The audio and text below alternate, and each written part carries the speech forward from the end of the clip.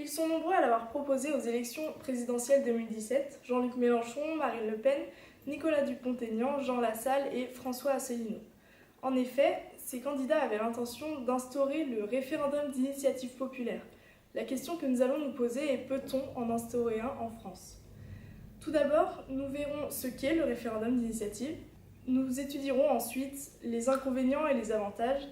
Pour finir, nous verrons s'il est possible d'en instaurer un en France tout en répondant à la problématique. Mais c'est quoi un référendum d'initiative populaire? Alors l'expression initiative populaire désigne la possibilité donnée aux citoyens de proposer ou d'abroger une loi. Le référendum d'initiative populaire se caractérise par le fait qu'il faut recueillir un certain nombre de signatures d'électeurs, et ce nombre est fixé à l'avance. Il se différencie du référendum car il est à l'initiative des citoyens. Ok. Le référendum d'initiative populaire peut être abrogatif, c'est-à-dire qu'il peut permettre de supprimer une loi déjà en vigueur, mais il peut aussi permettre de proposer de nouvelles lois. D'accord, donc ces référendums présentent des avantages et des inconvénients. Par exemple, je sais que la Constitution suisse permet à un nombre donné de citoyens de faire une proposition et de la soumettre à votation populaire pour qu'elle devienne une loi. C'est un réel avantage dans une démocratie participative, puisque ça donne un vrai pouvoir au peuple qui peut étoffer la Constitution. Cependant, plus de 200 référendums ont été proposés depuis 1848, avec seulement 10% d'acceptation. De plus, l'État est souvent en désaccord avec les propositions du peuple.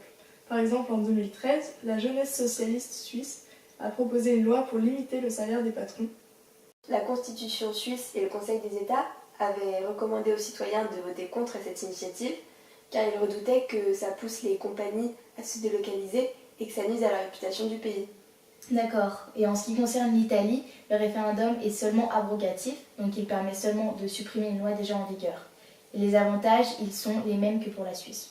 Oh, regardez, Marc Lazare, un professeur à Sciences Po, explique que pendant longtemps, le système a eu beaucoup de succès car il servait d'expression à une société civile qui voulait manifester son désir de changement face à l'immobilisme des partis politiques.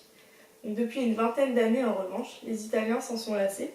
Donc, en effet, depuis 1995, de nombreux référendums ont été organisés, mais leurs résultats n'ont pas pu être pris en compte car le taux de participation était inférieur à la barre des 50% des inscrits.